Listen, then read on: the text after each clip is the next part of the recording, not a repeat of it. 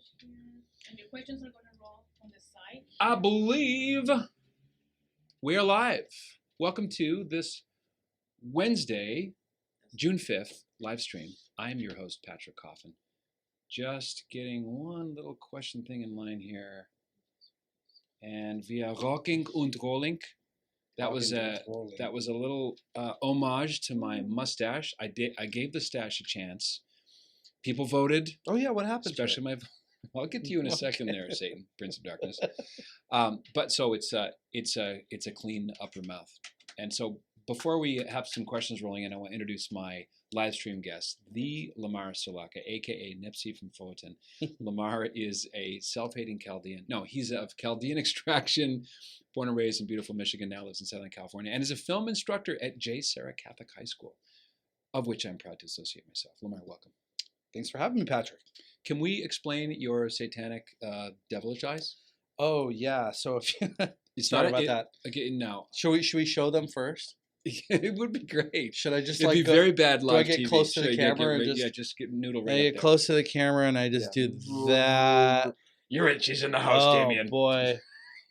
Your mother's in here, Damien. I had a rough week. Last night. This No. is a hangover. A rough week last week. We had our baccalaureate mass. Yes, for J. Sarah. For J. Sarah students. graduating students, and all the teachers decided to go to a local Mexican restaurant, and unfortunately, I was the only one that had the carnitas.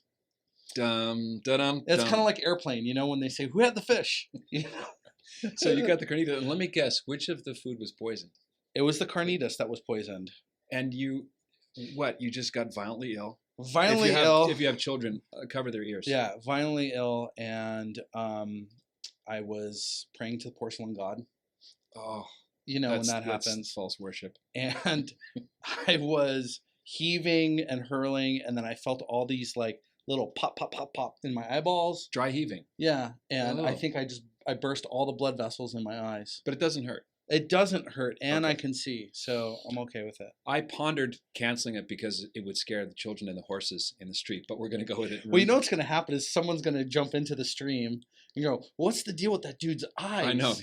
Go back to the middle, beginning of the tape. This is live, of course. Yeah. But we want to hear your questions. Kathy Gary. Oh my gosh, that eye. It's like sorry, Kathy. Philip Mooney. Hey, Stephen Hoole. Charlie Ringelham. Hey, Charlie R. Great to see you, my friend. Peter Cockram. Thomas Marabella. Hector Molina is in the house. Hector Molina in You the house. kill me, man. You kill me. Hector's a dear friend, a former comrade of arms, and one of the top evangelists in America. Great to have you aboard, Phil. Phil Morgan, welcome. So what we want to talk about today with Lamar, who is the founder of Orange County Films and a man that I love. So full disclosure, Lamar and I are very good friends. We met on the set of a movie that we both produced and did an awful lot of work on called Call the Void in Los Angeles, a black and white film noir. And I remember from the first time I talked to Lamar, I remember where we were too. It was on speakerphone. And I thought maybe you were a black man because of the name Lamar. But turns out you are not, in fact. But you're Chaldean. Chaldean. Heading toward I'm Africa. halfway there. Halfway there. And so we were finishing each other's sentences, and Lamar knows an awful lot. Lamar's probably forgotten more about film production than I will learn. And you were a revert to the faith? Revert to the faith. Yep. You baptized as a kid, had all your sacraments? Baptized, had all my sacraments, and I, in my 20s, I think like most rambunctious teens, just fell away a little bit. And you learned that you were smarter than God? Yeah. He tries he does his best. God bless him. That's what I thought. And, and refound my faith, partially through Catholic Answers. I remember that place. Yeah, before I even knew you. So before I knew you, I formed you in the womb. No, it's not. No. Literally. And reading some books. Edward Shree, by the way. Yeah, shout out to Ted Shree. Walking with Mary was a real game changer for me, and got the wonderful opportunity, the introduction to J. Sarah Catholic High School by yours truly. And now I feel like I'm a father to those because I am single, fatherless. So far. Or no, I'm fatherless. No. Mike, My Lord and Savior. Oh no, wait. But Is your mother's name Miriam? This No, is all no, piecing together now. And You're fatherful. Now I feel like I'm You're- fulfilling you're something that father. I never had. Right. Yeah. Well, the word on the street is that you're a fantastic teacher. So Is that the word? Yeah, it's the word. The word is not only disestablishmentarianism, but that you're a great teacher. Which is very And- hard to spell. And what? It's Teacher. What are you talking about? Oh wow. All right. So we want to talk today about Christian movies and the Is that attempt. what we're talking about today? Were we going to go with that or the history of fishing in Bessarabia? I'll go with I'll go with movies. Christian movies. The trouble with Christian movies. Trouble with Christian movies. We do not have a problem with films that are. We've created a nickname films or media products by Christians for Christians. For their targeted audience, they do a great job. They deepen people's faith, and they are a help because a lot of Christian movies have a lot of money behind them, and they go for as high production values as they can. So we're not anti them. We're not snarky or think they're dumb. No. But you said something to me today that I never thought about before. The scripture verse from Mark's gospel, and I think it applies to artists who are Christian. So if you're a Christian artist, if that's the way you put your identity on your business card, Sure. then people are going to expect that every picture you paint is of Jesus or the crucifix or something to do with the Galilee area. Right. Rather than an artist who has a Christian worldview doesn't have to paint pictures of Jesus, but has a mind for beauty and order and not pristine kind of what's the Thomas Kincaid, like super gaga bad. There's such a thing as bad art, right? Absolutely. So because I want to get to the Vatican's standard through the centuries of art that they commission. So what's the line of scripture? So the line of scripture is I have not come to call the righteous, right, but the sinners. Right. So it's not the healthy who need the doctor. Yeah, I think it's Mark 2:17, right? So I have not. We have some Protestants who can tell us. Yeah, chapter and verse. can you let us know? Just in case us Catholics didn't get it right. Yeah. So in film, we, because of John Paul II letter to the artist, if those that don't know, we need to show the good and the bad. I'm going to put that up right now. Oh Yep. yeah. So John Paul II's letter to artists. If you haven't read it, it's really, really important for you to read. April 4th, 1999. 1999. So I'm going to put it right now. When Jesus preached, he's not there to call the righteous, but the sinners. So when it comes to Christian film or what we call by for film, film that's by Christians for specifically Christians, you're preaching to the choir if you're just making films for people who think as you do, and who who believe in as Christ as you do. Correct. Yeah. So that's basically the concept from that line where when I read that I was like, wow, this really can translate into film. I mentioned to you something I don't know if you've seen before. It's a film professor who was a Christian, Dr. Tom Parham, and it's called. In fact, I'll put this here too. It's called "Why Do Heathens Make the Best Christian Movies?" And he lists, the top 10 explicitly Christian. Remember the what's it called? The last Left Behind. The Left Behind movies. With Delta Force, the Kirk Cameron stuff. Yeah. Let's see, Courage, Fireproof. Sure. I'm not against any of those movies. But there's a Catholic one called Therese as well. Right. Not the 1986 classic by the atheist Alain Cavalier, starring Katz Van Mouche. Wow, you're so the good. other one. You're I'm so just like I'm a word sausage good. factory here. These are movies that have no appeal outside the bubble. No. And he contrasts that. I'm going to put it up now when I'm thinking about it. He contrasts it with films that Christians go, man, that's the gospel. Wow. And he uses Man for All Seasons as an example, which is directed by a Jew, Fred Zinnemann, written by an agnostic Robert Bolt from his play about a Catholic saint. But why is that? So let's. Okay. So why is that? Why do let's say some of the greatest Catholic films, are made by non-Catholics? I have a theory about that. What's your theory, Patrick? I'm going to tell you as soon as I get this link hello, Julie and Robin Kirk and Rosario Konarski. Hola. And look at that. See that name? Yeah. That's me sainted mother. Hey, little mama. Hello, Marion. Marion E. Coffin, me mother's here. Wow. Don't tell any embarrassing stories about me when I was a kid, okay? So thanks. So there it is. Here's my theory. Yeah. When an artist loves Jesus Christ, he or she wants to express that in all things, including the art. Rare is the artist who doesn't overplay the card, who doesn't turn their art into a bullhorn message, Right. or something that's kind of like a homily or a sermon. Because we're made for the presence of God, the ancients called it capax Dei. We have a capacity for God. It's the only way to put it that I find makes sense is that it's in our spiritual DNA to be oriented to hear the story of God becoming man, suffering and dying, and bringing us to heaven. That story, there's even a movie about it called The Greatest Story Ever Told. Mm-hmm. Remember who plays Jesus in that movie? It's not Jeffrey Hunter. That was King of Kings. King of Kings. Max von Sydow, okay, who played Father Marion in The Exorcist. There it is, the greatest story ever told. So you have a movie like Saving Private Ryan, or E.T., or the play movie Annie, mm-hmm. the first Spider-Man movie. A lot of the superhero movies have this Christocentric idea at the heart of them.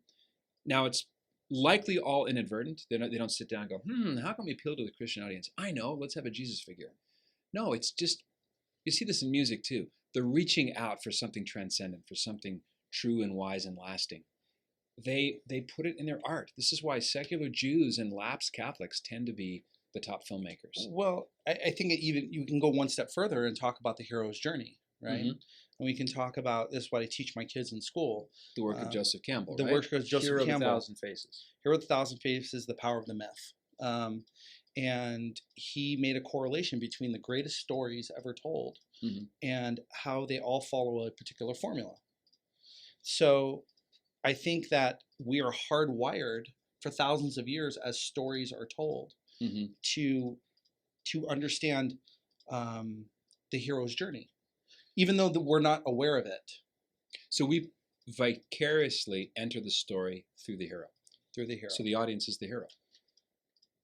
In the sense that, it's only going to work if you sympathize with the hero. Right, right. Your hero has to be hardworking, honest, flawed, a sinner. For me, story is the most important. So if the story is bad, your film's going to be bad. Even if it stars an A-list actor. Right. But herein lies the problem with Christian film, is wherein that they don't follow that hero's journey many, many times. I mean, making a Christian film doesn't baptize it and wash all its artistic sins away. Right. Does that make sense? It does, yeah. Because just because it's Christian, I see what you did there. Yeah. Just because it's Christian doesn't make it necessarily good. Not to say that the fruits from it couldn't be great, the testimony that someone can have from it, but you're making it for one specific group, and it's for the believers. Mm-hmm. Mm-hmm. And so it's very few and far between that we see a film that crosses over, which I'm sure we'll touch upon later. Films that essentially cross over. Look at God's Not Dead, the Kerry Solomon, Chuck Konzelman movie. The mm-hmm. first one, I think, at last reckoning, made $70 million. So even though the film it's not War and Peace, it's not Gone with the Wind. Mm-hmm. It tapped into something. The audience wants an alternative to this teenage sex comedy, so-called, to the multi-form bazillion variations of superheroes mm-hmm. or depressing movies that appeal to a very narrow audience. You think of the art films that win awards that no one sees. Right. So when you open a story up to an audience that is Christian, and I think the first guy to blow the lid off that market was Mel Gibson in 2004 with Passion of the Christ. Absolutely. And isn't Mel an exception? A man who is a Christian who doesn't succumb to the pitfalls of Christian artists. He is an artist. Mm-hmm. Just happens to be a Christian. Does that make sense? Yeah, it does. So his subject is artist. His subject is art. Okay. Imagine the church back in the old days, the church demanded perfection in their artist. Like 1974? No, I'm talking way olden. back. Okay. Yeah, olden days. Before Jackie Gleason. Yeah. Well, imagine the church commissioning some random Italian guy to chisel out a pieta. Luigi. Yeah, you the know. Hallmark card guy of the 14th No, they were century. very, very specific with their sculptures, with their artwork, and I mean, think God, we had like someone like Michelangelo, you know, to do these masterpieces. It's because they understood art, and somewhere in time, when it came to motion picture, us as Catholics have lost that.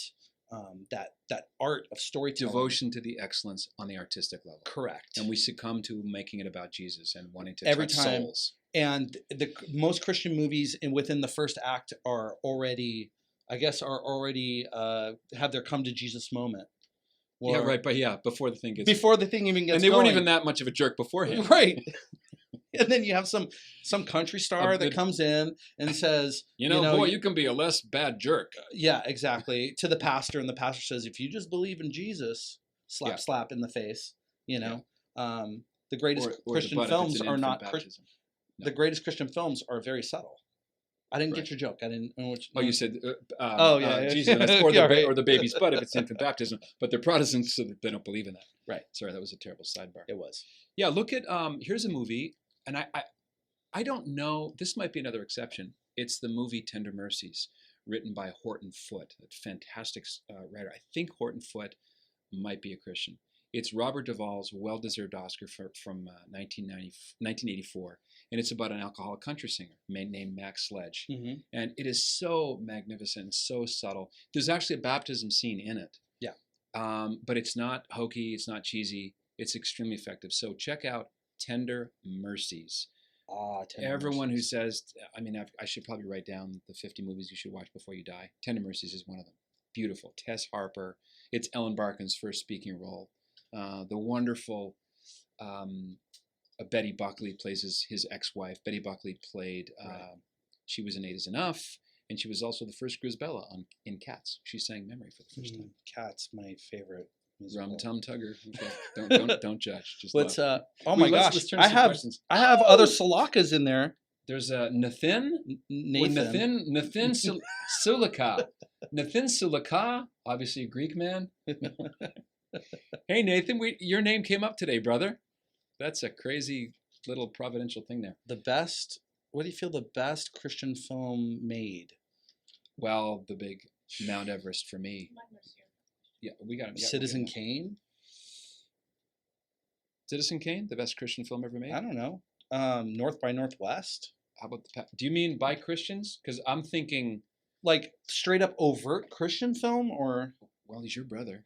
Huh. I like Departures. Yeah, the Japanese film. The Passion of the Christ. There's the best Christian film ever made. Yeah, one of the best. Period. Which we got a new one coming up. Yeah. Yeah, Jim Caviezel. I know this because Jim told me 2 years ago at a retreat that it's called Resurrection. I don't know if he's decided upon the or just the? Resurrection. How about the? Well, we're Canadian here, so okay. It's an honor. Sorry. H-O-N-O-U. Sorry. Oops, sorry. Didn't mean to do it. Yes, it's written by Randall Wallace. It will be directed by Mel Gibson. It's called The Resurrection, possibly just Resurrection, and it starts in hell. I don't even know if they've started filming it yet. But let's go to Sandy Kesta Sulaka. Ring a bell? That would be my sister-in-law. Wow, crazy. Passion of the Christ. Yeah, I know. I heard that. Yeah. The awesomeness. Okay, so check out Letter to Artists. Go back up to the scroll if you're interested in art at all. It's not a long read. And one thing I really like about that Letter to Artists that John Paul II wrote, Lamar, and himself was an artist, an actor, and a playwright, was that artists must be bold in depicting evil, even in its darkest aspects. Absolutely. Because reality includes evil. And if you want to have a movie that touches souls, right, every audience member has encountered evil. And the artist's job in part is to help navigate the relationship between darkness and the light. Yeah, so the first goal of art is to convince someone of some message. But yeah, even if the message is meaningless, right? But sometimes sometimes Christian by-for film is not art; it's propaganda. Mm-hmm. If that makes sense, like a film version of a sermon. Sure, absolutely. Let's go to questions. What was that Billy Graham film back in the Billy Graham? There was a bunch of them, and Well, it's at the end they end up at a Billy Graham retreat. All the Billy Graham movies, and God bless them, they all end up at a big crusade where the bad guy, former jerk, and he accepts Jesus at the altar call. Yeah, that's a perfect example. Yeah. Let's go to questions. Lamar, you've been accused of being single. Yes. But we'll just move on from there. Hey, Gerald Malone. Great to have all these Canadians here too. Heather Cherniak. Let's go to question. Watching the awesomeness. Awesome. Hey, Sandy. Mark Wilson. I'm watching something else on TV with my wife, but I like the topic you're talking about. You got to go with your wife, Mark. Don't be a dummy here. Mark, go with your wife. Do the wife priority. Yeah. Okay? You can always watch this later. Word to the wise. You have a choice. You can, but Jeff Wrigley says, "Could you guys sit closer together, please?" Jeff, that's not appropriate. We don't have to answer that. He's afraid of my dark eyes. Yeah, your angel devil eyes. Are questions for Lamar being taken? Yes, absolutely. Gabriel Lujan says, "God's Not Dead" was a horrible movie. Gabriel, could you just get off the fence a little bit? Just commit to an opinion. Yeah. How do you feel about that movie? Okay, just to linger on Gabriel's thing. Sure. One thing that popped into my head as he was talking, as I was reading his question, is the bad guys are not that bad, and the good guys just get a little bit better. Mm-hmm. And so you have the atheist professor who's a total jerk, and you've got the innocent Christians who just kind of get slightly better throughout. Yeah, and the Christian worldview is affirmed at the end at a concert. Exactly. All right. But they're like, oh, protagonist, antagonist. We got a movie. Let's write it. Right. Most pure flicks films, they're just not. They're just not made for me. I don't know much about pure flicks. I mean, I know of the concept. I'm not. Well, one pure flicks, I think the movie that broke out of that little box was Unplanned. They made it for $6 million and change, and I think it crossed the $20 million mark already. Banned in Canada. The 3 major distributors in Canada will not pick up that movie. So if you're in Canada, so ridiculous. Call your local theater and ask what's the reason. Is it considered hate speech? Yes, they don't want to go after. They don't want Canadians to watch films that are winsome, pro-life, that express a Christian worldview. That's the only thing I can think. And they covered up in but you can see what a need there is, or a market. Let's forget about the need. Let's talk about business. Like if we're in the film business, the market is huge. The desire, the need for this is massive. I just don't understand. Yeah. Let's just put a tariff on them. I did a Coffin report for my members. Slap a tariff. It's a good T-shirt idea. Slap a tariff. Yeah, that would be. When in doubt, slap a tariff. Be a saint. Slap a tariff. Slap a tariff. What else is there? All right. Let's pause for a minute and talk about show business, and then we'll go back to questions. I promise we'll hit every question here. Poor Similano. And all the other has-been actors that sign on to their virtue signaling protest. I used to love her. Oh, she's very beautiful. I used to love her.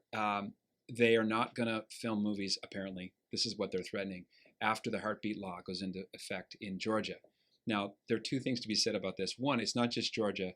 It's now Missouri. It's Alabama. This is rolling across the land. I'll do you one better. She did a really Catholic thing the other day. Oh, she pro-chastity. The sex strike. Okay. Yeah.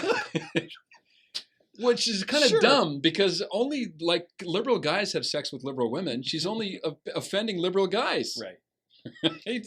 That's exactly. Oh no, you're right. I didn't even think about that. That's what I'm telling you. You're just offending the liberal guys. So here's another aspect to it, and this is why even someone like Bob Iger, the CEO of Walt Disney, think of how far Disney has fallen, right, as a moral force in the world. He said, "Yeah, it's going to be hard to do business in Georgia." I will believe them, Lamar, the day they say we don't want any customers for our existent product. Right. We're boycotting customers in those heartbeat law states. Well, they'll never do that. Bob Iger, if you're listening, my friend.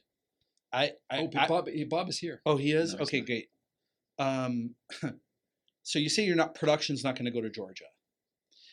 I haven't taken a poll yet of who's Democrat and who's Republican, but you're hurting 50% of your base.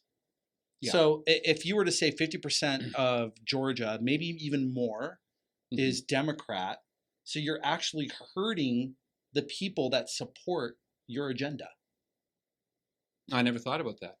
Yeah, you're taking food from the mouths of liberal filmmakers and production companies in Georgia. In Georgia. Yeah. Well, this is It's why. crazy. But by the way, I think he's lying. I think he's bluffing. You think it's posturing? I think it's posturing. Okay. The law hasn't even taken effect yet. It doesn't happen until January 1st. Yeah. So I think this is all, words are cheap. Actually. The same old cheap. All right, so let's go. Watching from beautiful Moncton. Neil, have you gone to the Rogersville Trappist Monastery there? Notre Dame du Calvaire, I think it's called. Beautiful place, or used to be. What do I think about films released by Ignatius Press? It's by four. Most of them are pious Italian movies about saints. Once in a while, they'll have a regular movie in the catalog, but that's an example of a Catholic version of the by four. I'm not against them, but the films that we want to make and the films that you have made are never going to make it to the Ignatius catalog. Are you offended by potty words? Depends. Not incontinent because it uses diapers. Hey, potty, I see what you did there. Sorry. I have a line. Yes. And my line is our Lord's name. Okay. I was turned on to a series that's very well written, very well crafted, called Stranger Things. And I'm writing a blog post on why I'm not tuning into Stranger Things anymore. Because... And it's not because of the mom. Nothing to do with the mom. What? No. Played by... Winona Ryder. No, it's not nothing to do with casting. It has to do Really? with... No, nothing. No. It's brilliant. I can go on and on about how the virtues and how well crafted the Stranger Things are. But the script requires children to say the name of Jesus Christ. Every episode. Like, why are they throwing this in there? To me, it's just kids back in the 80s didn't swear like that. I mean, I was not a saintly kid, but I didn't say JC this, F that at all. That's the problem with the culture. I mean, right now there's TV series that come out, and it's about a girl living in a city like Seattle or something, but the pilot episode will start with her at an abortion clinic. Right. Yeah, they can't help it. They have to use that. That's as the pilot episode. Backdrop. And then the rest of the show is she's off, doing her Ally McBeal stuff. Mm-hmm. But before that, the first time you see this girl, she's walking out of an abortion clinic. Mm-hmm. Why do that? Because they want plaudits from their peers. They say, "Oh, it's just about money making." No, it isn't. No. They keep throwing golden statuettes at crap because it supports the bubble agenda from which they. We could make it. We can actually have an Oscar. What would it take? What would be all the memes that it would take for a character or a person for a script to actually win an Oscar, no matter how bad it is? What would you say? Would you say someone who's down on their luck, who is cripple, maybe of ethnic origin, gay, woman who is downtrodden? I mean, what are the memes? What would be the perfect bubble for? Yes, so the intersectional, the gold medal winner. The gold medal winner. It's like, I would say you got to throw trans in there. Yeah, trans. Oh, that's a big one. A bullied trans activist from a lesbian African American whale background in a wheelchair. Yes, disabled. Who wants to be a superhero? Disabled. Yes, the superhero. But because of white males and Christian conservatives, has been thwarted and male talk. In her and male toxic. What do they call it? Toxic masculinity. Toxic you have to. It has to. In fact, call it toxic masculinity. And it starts out at an abortion clinic, and she runs an abortion clinic. I'm kissing myself. I'm so good. She's going to medical school to become an abortionist. Come on, it's you got to add med student in there. All right. Too much fun. Hey Neil. Movie magic. I talked to my Uncle Bernie yesterday. Small world. Movie magic. This is not Neil. Nell Wright. Okay. Another film, I did that. Another film I loved that has explicit Christian content, although no messaging, is Chariots of Fire. I love the 1981 Best Picture Oscar. Love it. Great film, directed by Hugh Hudson, a first-time director, I must say. Okay. Not Hugh Hefner, Hugh Hudson. Yeah, that would be Hugh. Okay. Yeah. That would be Hugh? Only Hugh and only Hugh can help stop forest fires. Gotcha. Cats, you gotta laugh on Cats. Memory, not a sound from the pavement. Has the moon lost her memory? It kills me, that musical. Of my days in What's the it about? sun. What's it about? You know, cats. It's It's a so bad. subtle ad It's so for bad. kitty litter. It's so They bad. sell kitty litter in the foyer during the Your during kid. the break. No, I'm kidding. I was like, what? You're kidding me. From our bulging gotcha file. Wow. By the way, you know Sweeney Todd? Yes. Now, The Demon Barber of Fleet Street, Yeah, yeah. the movie with Johnny Depp sounds Yeah. stupid, but they sold meat pies. This is not a joke. Like they sold mutton pies, or yeah, like meat pies. Yeah, yeah. Because the joke is that Yeah. people get eaten in pies, right? Yeah.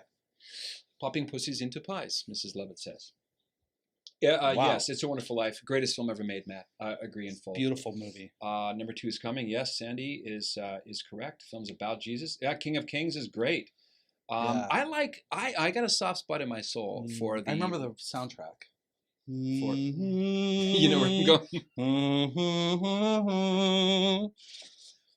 You know what's interesting about Jeff? That's the Franco Zeffirelli. Remember the name of the guy who played Jesus? Jeffrey Hunter. No, King of Kings? you're doing the soundtrack to Jesus of Nazareth. No, I'm not. It's very similar. King of Kings. All right, Jeffrey work with Hunter. me. Who is the original Captain somebody, Kirk? Somebody Google it. Somebody Google it. Jeffrey Hunter, King of Kings. All right. I'm pretty sure.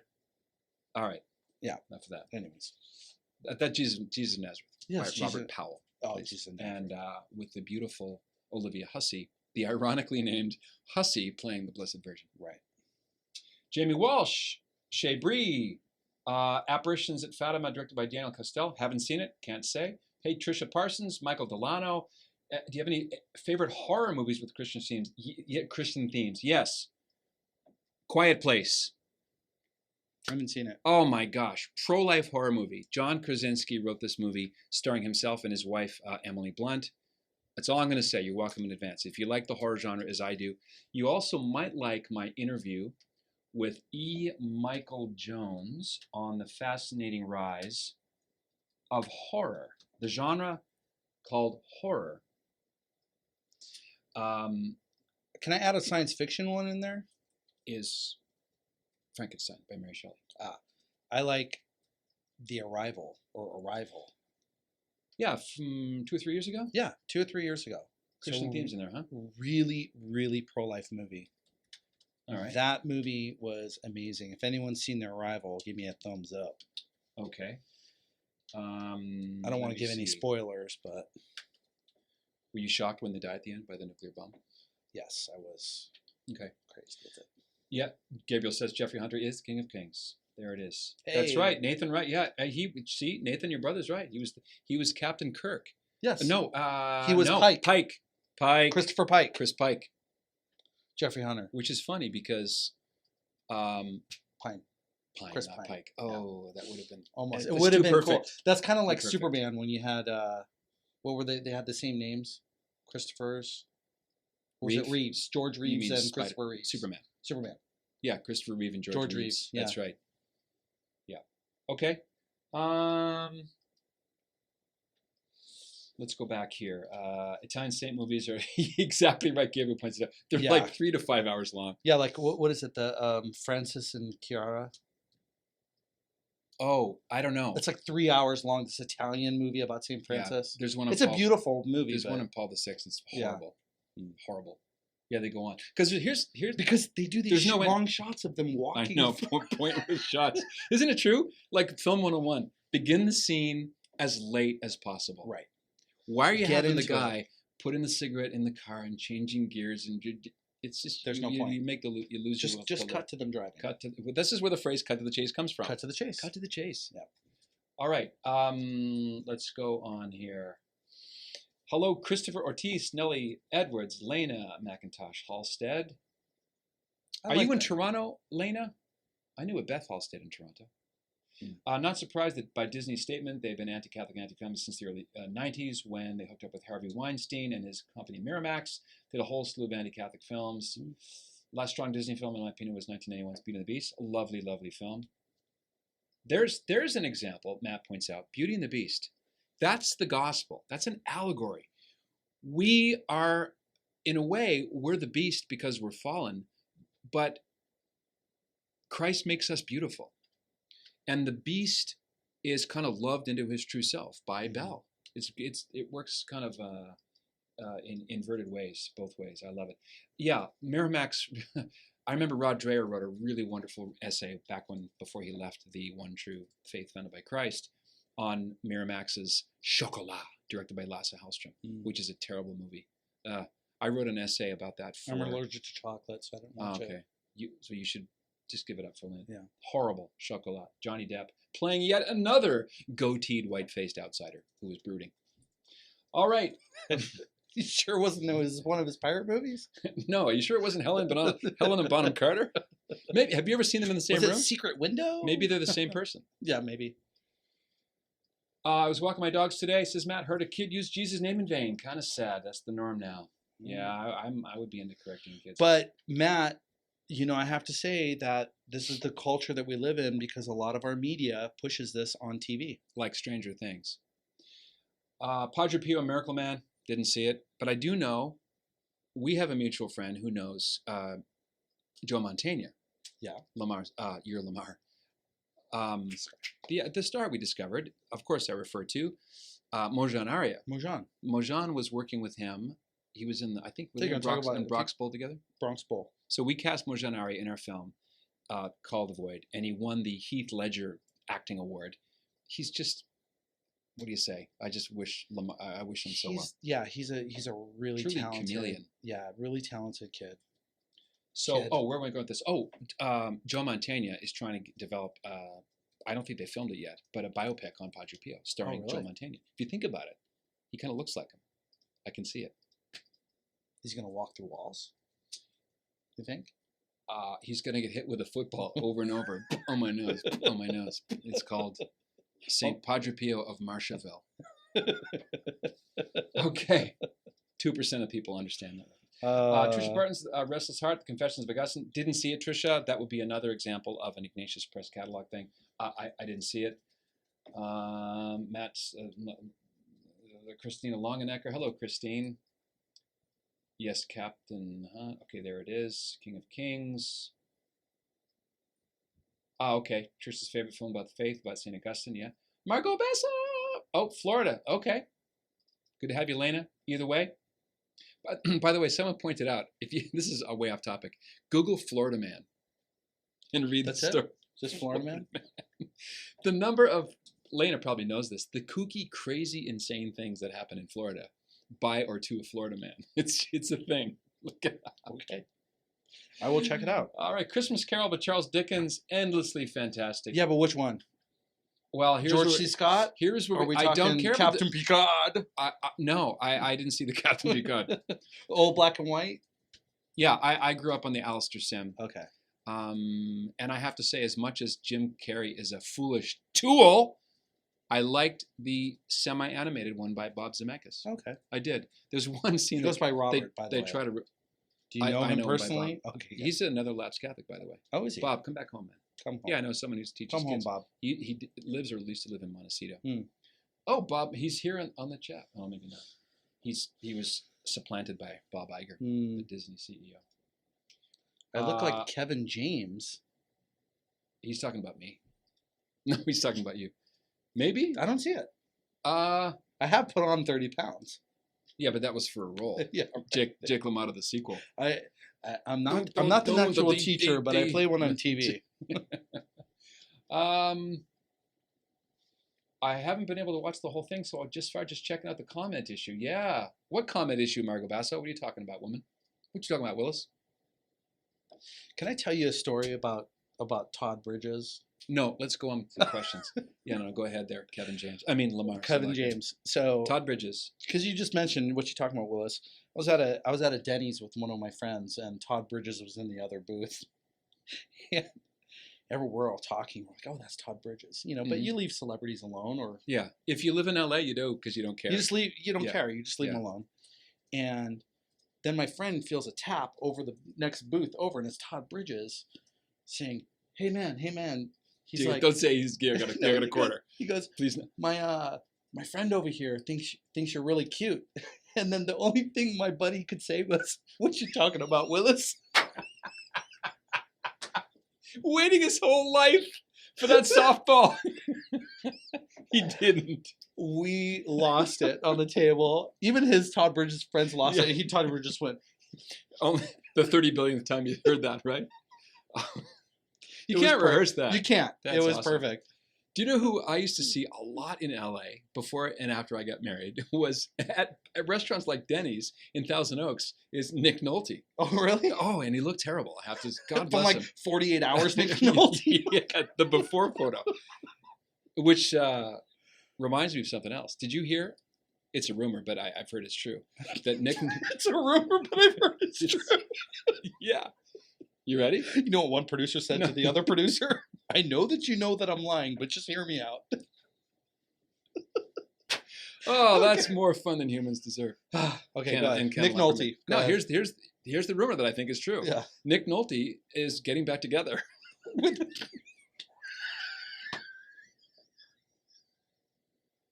Sorry you had to see this, folks. That's the joke.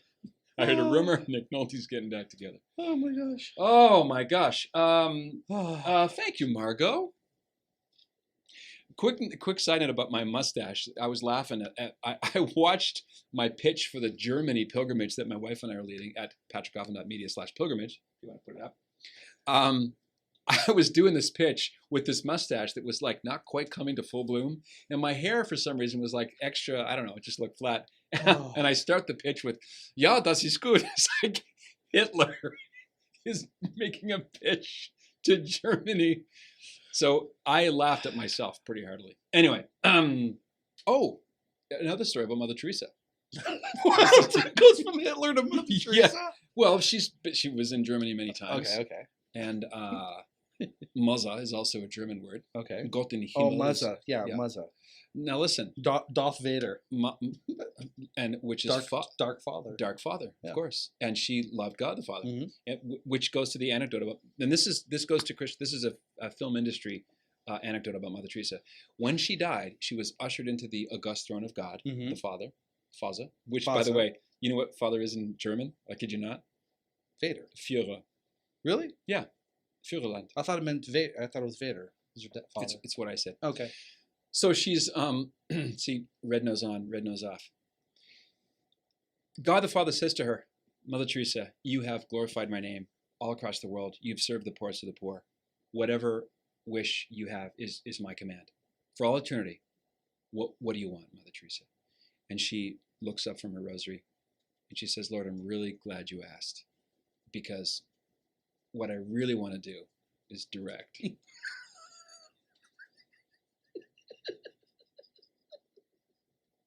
You see? Okay. I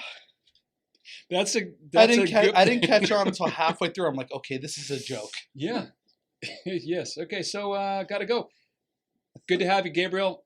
Keep the faith. Share it around here. Fun times. Marco says that I read it. Facebook's confusing like that. Yeah, that's weird. Well, I didn't know that the videos are public. It is. I asked you to. It is. It is good. Okay. But people who are not your friends cannot comment. Oh, that's weird. Okay, Christina Crusoe, Lupita Morante, Jonathan Burke, Nathan Lamar. He says your brother says you look a little bit like Lamar. Yeah. Well, we actually had some things, additional things to talk about here, about like artists. A story should show us the possibilities of the human soul, both good and the bad. We haven't rehearsed any of this, so let me ask you off the top of your head, what's the shortest or a really good compressed definition of a story? What is this animal we're talking about? So what I teach in school is obviously the clock. So we have a clock, and the clock's at 12 o'clock, and that's your ordinary world. This is based on Joseph Campbell's, even though he was an atheist. Lapsed Catholic. Some say agnostic. Yeah, some say agnostic. Go on, sir. A compressed, it would be you have a hero in his ordinary world who gets a call to adventure. He then refuses the call. Then he accepts the call to adventure. Then he crosses the first threshold, which means there's no turning back. So there's an action that happens. Yeah, so the ship leaves the port under the high seas. Correct. He's surrounded by question marks. marks. Now he's in the extraordinary world. And for a period of time in the extraordinary world, He'll have trials and tribulations. He'll find a mentor. He'll find a mentor, the oracle or the Yoda figure of which is kind of a symbolic father too. There will be a physical death, or there will be a non-physical death, of the type metaphorical of death. Metaphorical death to self, say. Right. There'll be a rebirth. There'll be a slaying of the dragon. There'll be atonement with the father. Sometimes they throw in woman as the temptress. And then there's the journey back home. And now they're reborn as something completely different, back where they originally started, but their soul, their humanity is something completely more. So this is where I find it fascinating to compare this with the gospel. And if you look at salvation history as the big picture is 3 acts. All great stories have 3 acts. Aristotle's 3 acts, yeah. Act 1 is creation. Act 2 is the fall. Act 3 is the redemption. And the redemption, as far as Jesus Christ and humanity is concerned, brings humanity from a fallen state, not back to Eden. Right. We're not going back to Eden. We're going to the promised land. We're going to the new So world. we're going to the vivified, supernaturalized new creation. So when the hero comes back to the ordinary world, he's bringing his magic elixir, so to speak, right? He's bringing his magic lessons. Yeah. And the lessons that he learned in the... Yeah, I think it's Blake Snyder who talks about the opening image and the final Save image. the Cat. Save the Cat, yeah. One movie that does that well, although it's morally offensive content in the middle, is Officer and Gentleman, Taylor Hackford's film, where it opens with Richard Gere entering the Navy training, and then at the end he goes back on his motorbike. He's done. He's learned all the lessons, and he hears the same speech to the next crew. The next crew. Same with in a different way, Black Hawk Down, featuring my good friend Matthew Marston, who's in that film with Eric Banya. As they're leaving, they can see the new recruits. The new recruits coming in. It's always the soldiers. They're done with their tour, like in Platoon, and the new soldiers are coming in. Same thing with Saving Private Ryan. Do you know what ruined Platoon for me as a serious movie? What's that? Naked Gun. When they're walking out laughing, and it's like, come on, get happy. And they're like eating popcorn as they walk out, and the camera pans and that up. Ruined it? They were watching Platoon. I'll tell you what's a really good movie that follows the hero's journey is The Matrix. Oh, big time. Oh, yeah. Neo. Yeah. Neo. The One. Oracle. Right. Neo. One. Right. Yeah. He dies, rises. He rises, he dies. He meets the fallen Oracle. World. Yeah. And what's Carrie-Anne Moss' character's name? Remember her? Trinity. Trinity, that's right. Yeah. Well, what does that tell you? Luck. Luck. And if you rearrange Trinity, it's an anagram for Nineveh. You ever read the bottle of water of Avion backwards? What it reads? It's Nivea cream? No, Avion. You know Avion water? Yeah, yeah. And you read it back. What is it? Naive. Blows your... Did you know the word, what's the word? Bird. No, bird. Bird is the... No, that was he had a stutter. Bird. Bird is the word. No, gullible. The Oxford English Dictionary is removing gullible from the 2020 edition. The OED is the standard dictionary for the English language.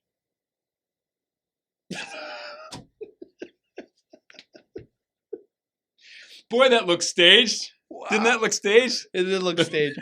Honestly, I had no idea where he was going. I want the screenshot. I'm like, why? Why?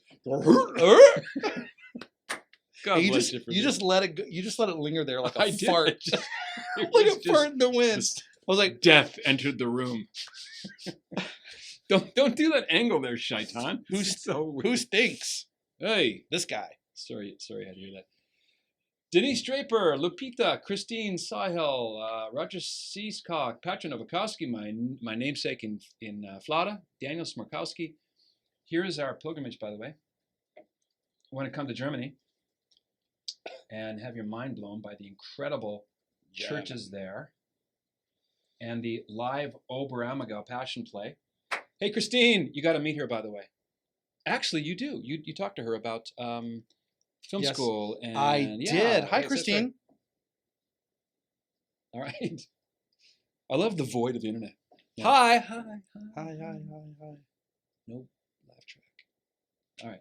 I wish we had a laugh track. That would be great. I'd like to have It a would laugh really track for get my me going. life. Just for my whole life. Oh yeah. Just like press a button. Hey, Umar, jerk. That would be so annoying. Well, laugh tracks are annoying. They are. They teach you to be sheep. Like laugh and stuff's not funny. Have you ever went onto the YouTube and YouTube? Yeah, and saw. I've been on the YouTube once or twice. Look, it's part of the interwebs. Okay. Look up. Is it on the line? Friends with No, that's Walk the Line. Johnny Cash movie. Friends without laugh track. Yes. They've stripped out the yucks, and it's just the most awkward, horrible thing. Or Seinfeld without laugh track. If you watch Seinfeld without the laugh track, they all look like sociopaths. They're like just insulting each other back and forth. I'm gonna give you you're welcome. Okay, yeet. Go check out Star Wars without John Williams. Oh yeah, I did. The big dun dun dun without the music, when we can hear the squeak of the. You hear people in the background. Yeah. Exactly.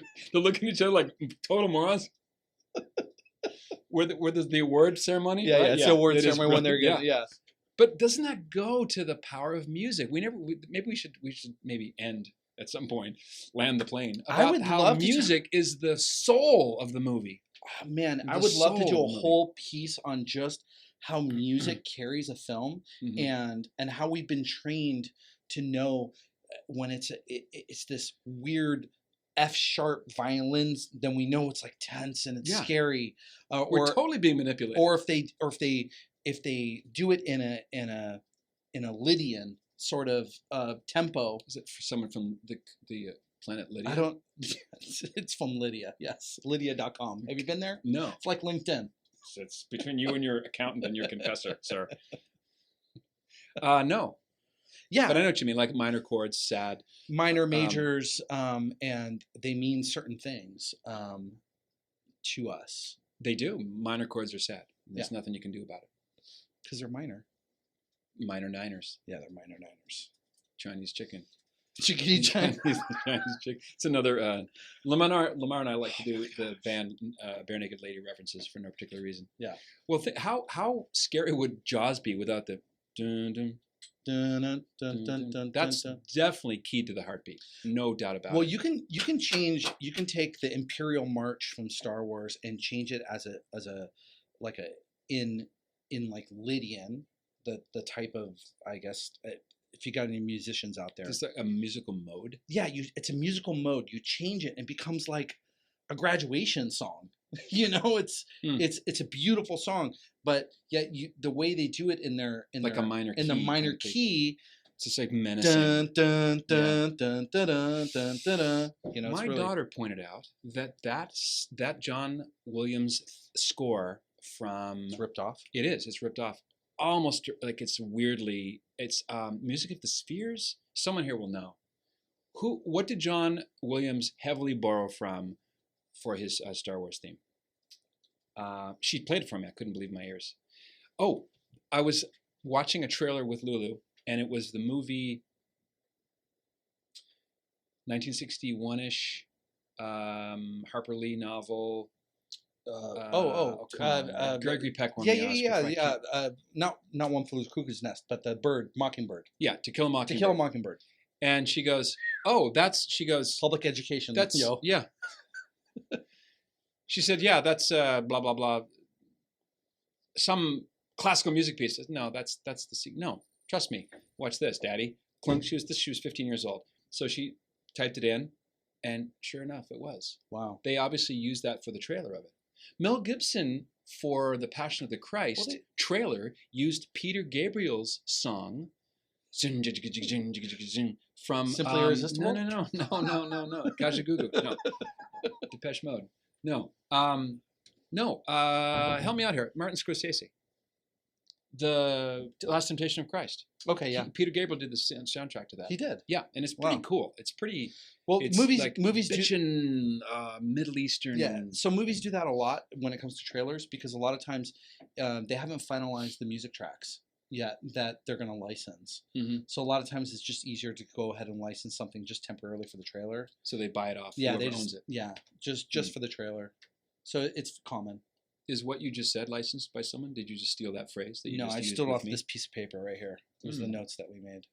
So it's not just your eye that's the devil. Boy, my We should do eyes. skits. What kind of Let us skit? know. Funny skits. Sketches, you know. I don't know if we're... We are. Can you answer these questions from the Coffin Nation group? Oh, look at that. Matthew Marsden. Matthew Marsden's in the house. Because Matt, what's going on, Matt? Not Okay. well, What yeah. wow. Well, Anne, These are problems, so don't go back. okay. Just down from there. Sees Margaret says, Andreas, could you please comment on God creating mankind as husband and wife, as male and female? Wow. Oh, Andreas, I'm sorry. That's way off topic, brother. Yes, God made them male and female. Yeah, that brings us way off field, bro. You can comment, I suppose. D minor makes people weep. There's a song called When I Grow Up by Tim Minchin, who, although he's an atheist and a complete jerk, I think, he is a great songwriter. He wrote the musical Matilda, which is the gargantuan, it's in the Guinness Book of Records. Highest ticket sales in West End history. Really? Yep. Yes, so look up When I Grow Up. Or look up I Don't Want to Grow Up. Toys R Us. This is getting so awkward. Yeah. Where am I going here? Brennan, yeah, I said that. Yeah. He's asking about a movie, Match Piece.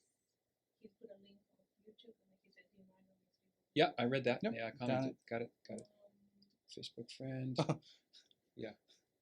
Florida man. Oh, Florida. Speaking of Florida man. Awesome. Yvette and Anne, please send your comments in this text box because we are going to grab them from here since they cannot comment. We're trying to work out a little weird I think it's a glitch privacy thing. It's a privacy restriction of some kind for groups. Yeah. Oh.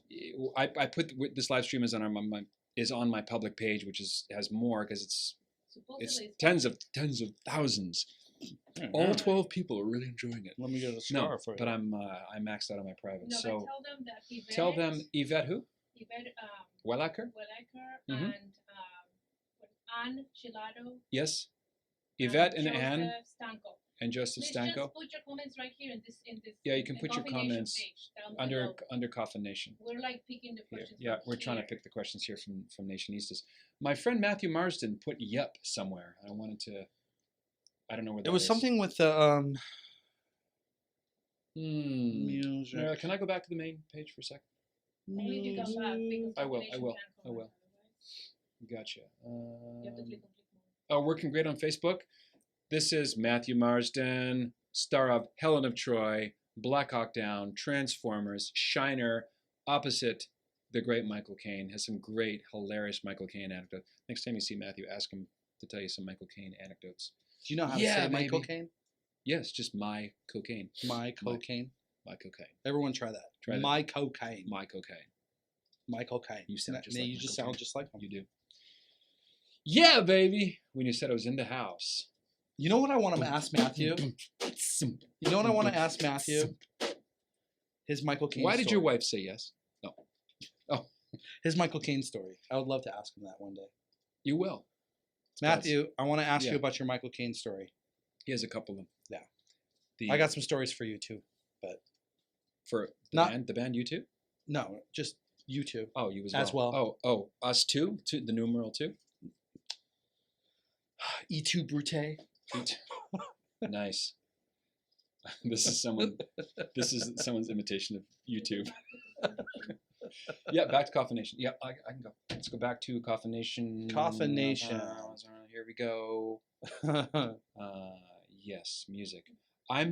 Speaking of beautiful, by the way, I'm reaching out to the beautiful Caleb Deschanel to come on my show. Caleb Deschanel is the father of Zooey Deschanel, the actress who is the ingenue in Elf, and he is, to my mind, one of the greats, all-time greats of Hollywood cinematographers.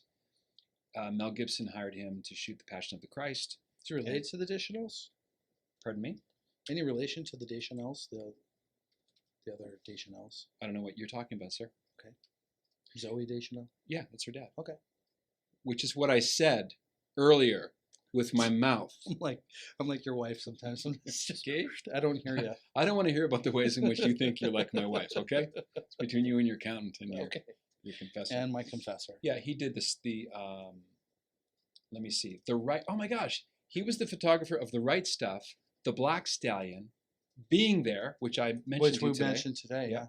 The Natural, Fly Away Home, Hope Floats, Anna and the King, Message in a Bottle, The Patriot. So Gibson worked with him. No, that was Roland Emmerich. The Hunted by William Friedkin, National Treasure, The Passion of the Christ, The Spiderwick Chronicles. Now, this is cool. I did not know this. Did you see? Check this out, ladies and gentlemen. As movie titles go, Abraham Lincoln, Vampire Hunter. Yeah. That had me at hello. I love that mashup. So I would love to talk to Caleb Deschanel on how beautiful his art is. Every frame of the Passion of the Christ looks like a Caravaggio painting, I feel. You know what's fun? What's fun? Saying the words "I feel" after everything that you say. I feel. Oh, I can try that. I feel. See? It all becomes about your feelings. Nobody can disagree with it. It's all about me. Yeah, me, go to hell. Me. I feel. I feel. I feel.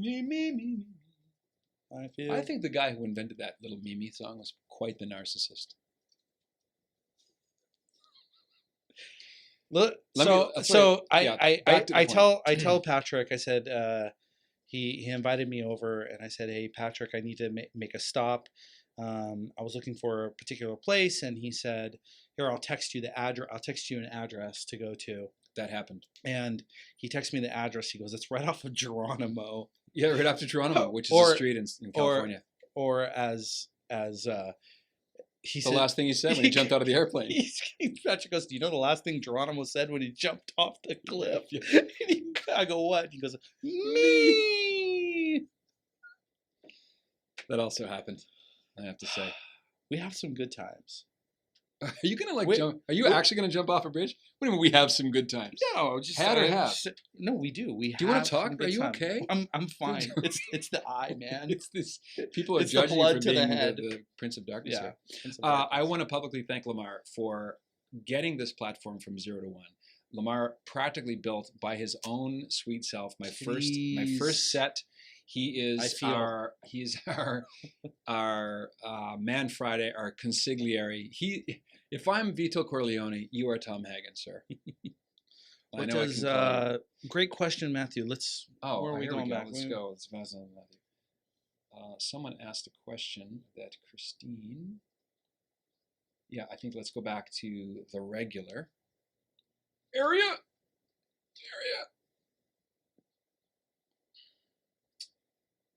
Now, I'm going to have to find... Oh, hey, Pat, how is it that Jim didn't get an Oscar for The Passion? The answer is he was too good for the Academy. Some movies are too good. The average, if you look at the demographics of who votes, it's a 63-year-old white liberal male who does not love Jesus. If The Passion of the Christ was the life story of Muhammad, which will never be made. Have you noticed there have been no movies made about the founder of Mohammedanism? Well, one. Which one? It was that one where they said that's why they went into Benghazi. Oh, you mean right? Just get off the stage. That was a ridiculous. I know, it was a skit. What a... Wow. Look at this guy right here. All right. So there are no movies made about Muhammad because you can't. You can't depict the founder of Islam. Now, why we care about what their rules are, I have no idea. This is why people who make stupid cartoons of Muhammad get in so much trouble and become the object of violence. So the Hollywood studios know that they'll blast the crap out of the studio if they try to make a film about Muhammad. But I'm making a different point about quality. Jim Caviezel's performance was so sublime. It's so preternatural, so beautiful and unspeakable. They had to make it quarantined. They literally have no categories. They can't give an Oscar for that after giving an Oscar to a pedophile predator named Kevin Spacey about a nihilistic movie, starring in a nihilistic movie called American Beauty. Ironically titled, by the way. So they have no category for something so good.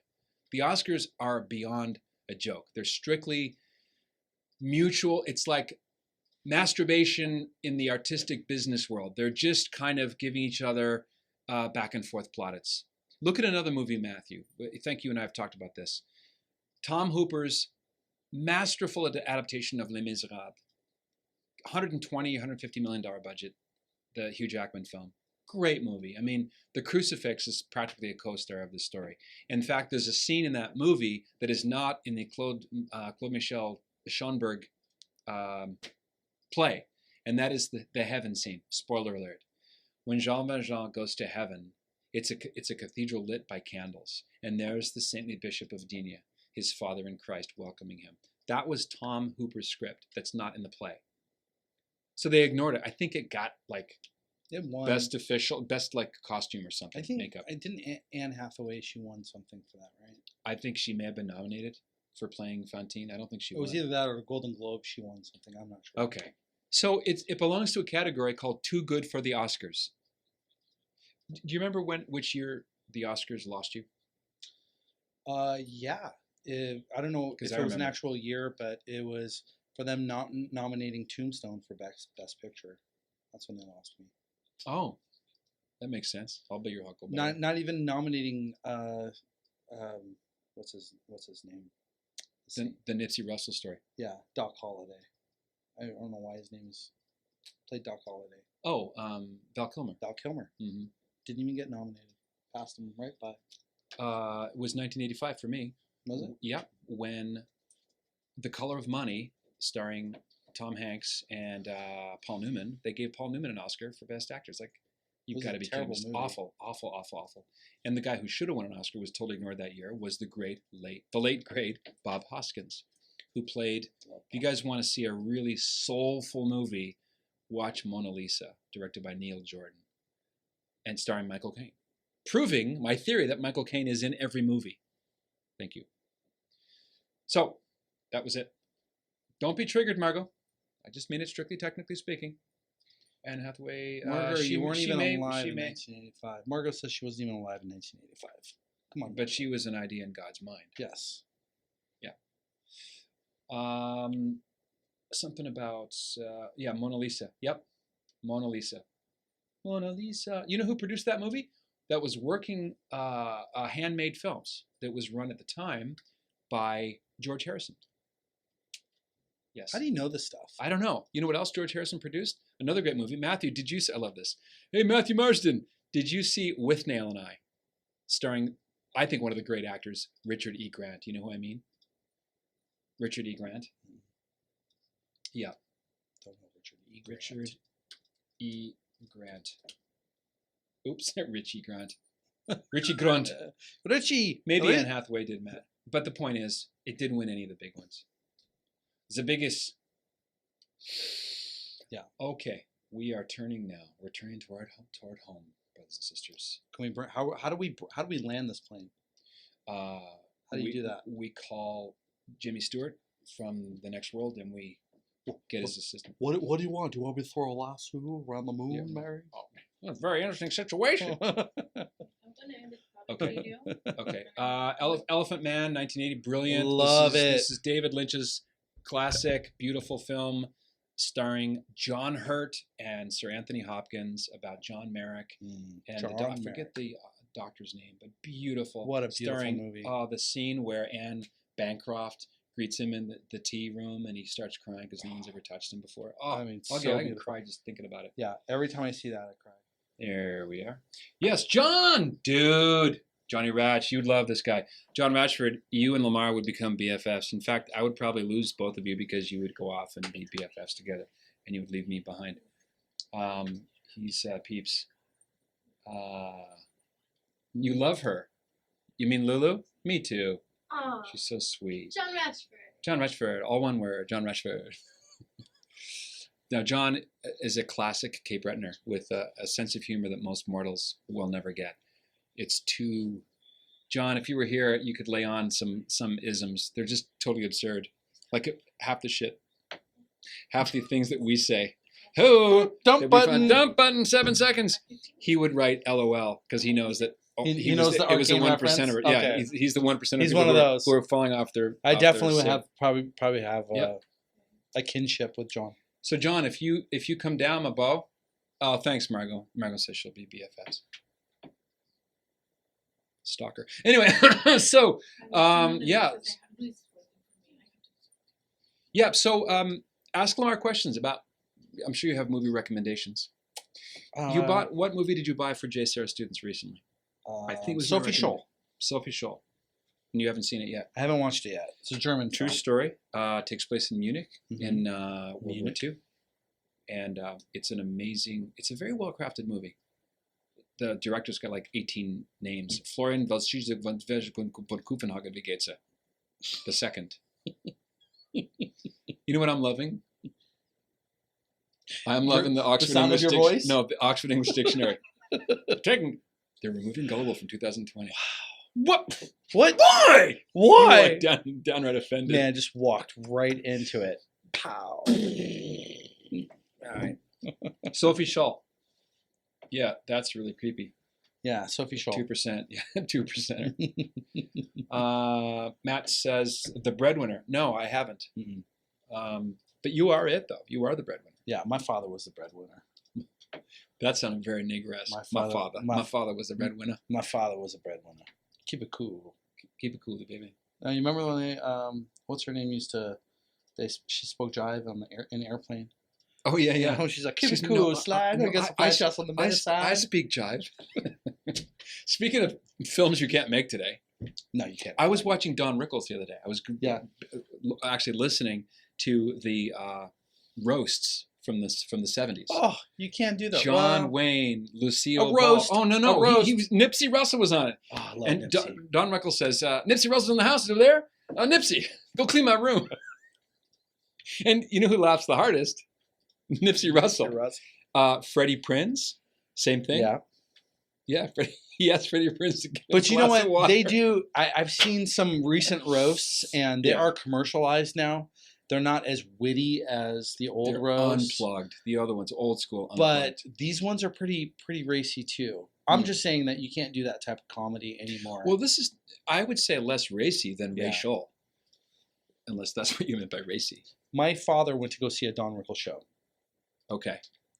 And he made fun of my father. My father was like in the first row or something like that. And he says something about my father being from Iran or something like that.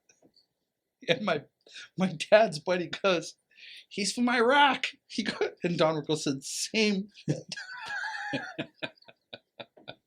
No, there's a guy with decades of like heckler experience. Right. Decades. He did.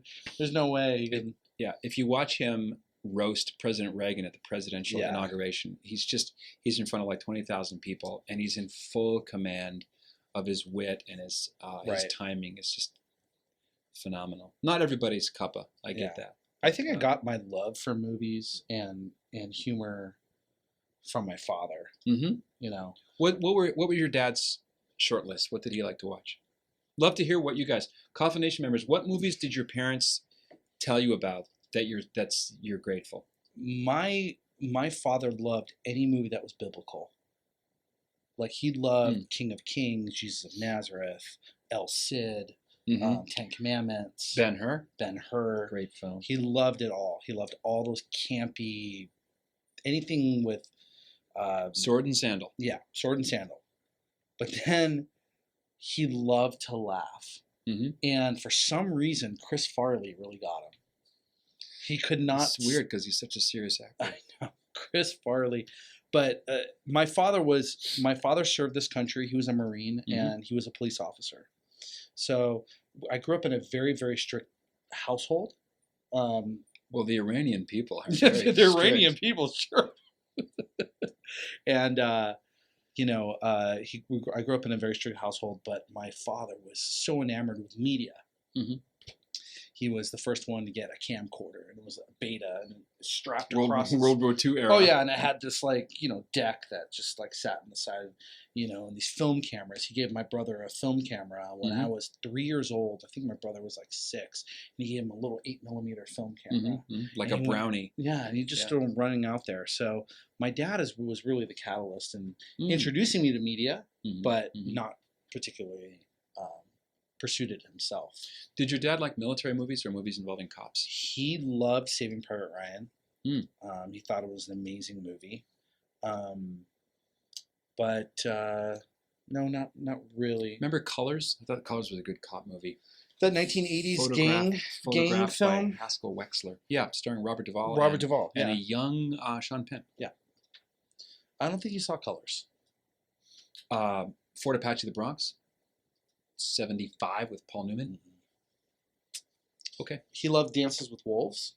It's one of his favorite movies. One of the most subtle cop movies ever made. Cop movies. No, he was a character. He was funny. You would have loved him. I'm sure. Yeah. The apple doesn't fall far from the proverbial tree. From the Middle Eastern oak, the Lebanon. You can say every country in the world cannot get it. Can't think of any trees from Iran. Don't blame me. Matt says Don Rickles will always be Ham, the piggy bank to me. Yeah. Yeah, Therese by Leonard. Yeah, not good. I haven't seen it. All my friends said it's just barely watchable. Like, nice try. There's no antagonist. It's, God bless them, not really a watchable movie. John Ratchford started Gosnell last night. Now, Gosnell, about Kermit Gosnell, is one of the most subtle comedies ever made. I didn't personally find it funny. That was a hard one to watch to get through, Gosnell. And Gosnell did not get a rated R, unlike Unplanned. It didn't get a rated R? It's PG-13. Wow. Yeah, I mean that was hard to That was very, very difficult to watch. Yeah, the smugness. And weird, playing creepy. Apparently that's true. He was playing classical music as they arrested him. It's the banality. It's so evil. Like the banality of evil. It's creepy. Yes, evil. Margot, we're gonna have a conference, and I would in my wildest dreams, I'd love to be roasted. That'd be fun, but just not by you. Okay, so the roast division. Didn't see The Breadwinner.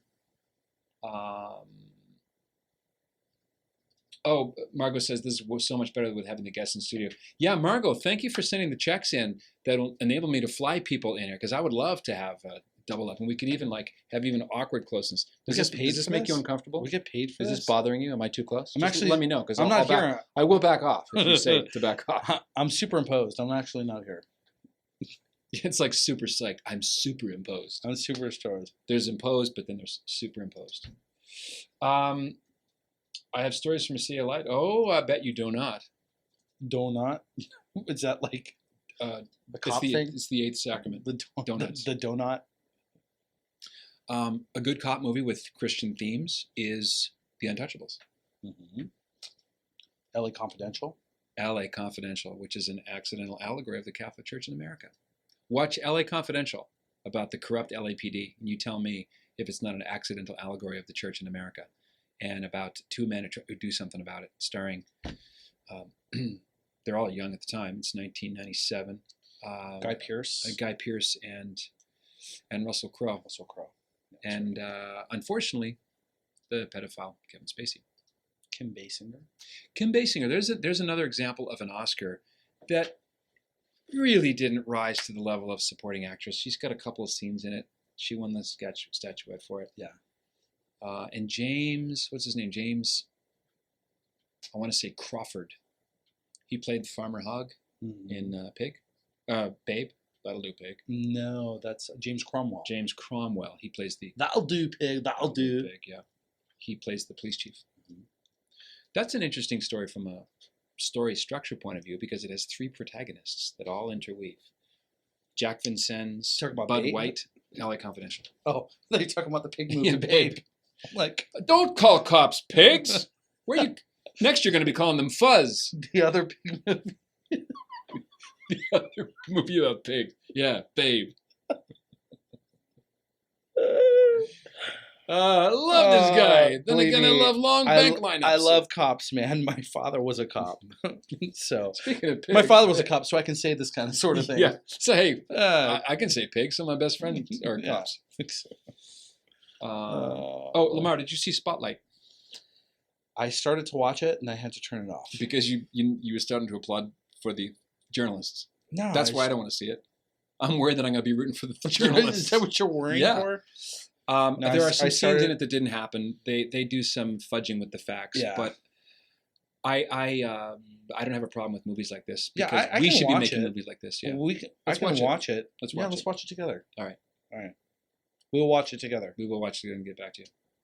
I reached out to McCarthy, by the way, the writer, when I was at the previous apostolate that Margot might remember. Didn't get any response. McCarthy. Yes, methinks Gosnell is as evil as Ariel Castro. Yeah, both proportionalists. Yeah, that's true. Of course. Gosnell killed more people than Ariel Castro did. 100%. Thoughts on God's Not Dead? Oh, I think we covered this. Yeah, sucky. Yeah, I think we covered it. Not great. Not great. No. How about Spotlight? Did you answer that? Yeah. We did, yeah. Another film that I really like, speaking of cops. Now, lots and lots and lots of potty words. Not covering those up. But I think it's Quentin Tarantino's best movie that he directed, and that's Reservoir Dogs, starring Tim Roth I don't and think they're Harvey cops, Keitel. It's not. No, they're dim-witted, failed diamond thieves, right? But it's a pro-cop movie because the protagonist is sort of hidden. It's played by Tim Roth. Tim Roth. And who's a cop? Who is the cop? Yeah. And we know that's not a spoiler alert. Do you remember the torture scene? This is very difficult to watch. Well, they do clowns to the left, me jokers to the right. That's right. Yeah. Stuck in the middle in the great Michael Madsen as Mr. Brown. Remember him? No, Mr. Blue. Pink, brown, No, blue, Mr. white. Brown. It doesn't matter. I love the What was line. the color? Remember the line? Why do I gotta be Mr. Pink? Because you're a faggot. Lawrence Tiernan, this 40s actor. And why do I gotta be Mr. Very, Pink? very annoying Steve Buscemi. Yeah, it doesn't matter. Just grow up. But the cop's name is Marvin Nash. Yeah. And when Mr. Blonde's out to get that was it, Blonde. He goes to get his gun, and the canister of gas. Right. And Mr. Orange says, "What's your name?" Marvin Nash. I met you at a reception. He goes, "I'm the cop." I know. All he needed to do was give the guy up. He didn't even know him. But that brotherhood of police was so powerful that it withstood torture. I love it. Yep. Yeah. So, all right, we're gonna land the plane. We wanted to do a few extra minutes. Documentaries, yes, documentaries. Dreams. Oh, I gotta find it. It's called Dreams of Jiro. I'm gonna find it right now. Really great documentary. Jiro Dreams. Jiro, trust me, it's about Japan's top Dream Jiro movie. Dreams of Jiro. It's called Jiro Dreams. Of sushi? Yeah. Jiro Dreams of Sushi. Wow. Yep. Jiro Dreams of Sushi. I never thought you'd pick a sushi movie as a great documentary. I've come to like sushi. Yeah? I'll prove it to you. Really? We'll have sushi. Okay. All right. Yes, Jiro Dreams of Sushi. This movie, this documentary will really make you think about what you're doing in your life and how committed you are to what you're trying to accomplish. It's about Japan's top sushi chef named Jiro and the TLC level that he brings to his work. It's unbelievable. It's a $300 a plate restaurant. It takes 3 or 4 months to get a seat. There's only 11 seats in the restaurant. Great movie. That's a documentary I like, yes? Okay. So that would be it. I want to thank all the Coffin Nationistas and bid you adieu. Thank you, Lamar Sulaka. Thanks for having me. We'll have you back. We'll talk about other things. And thanks for being in the house. Thanks, man. Appreciate it. Bye, y'all. Be a saint. What else is there? I feel.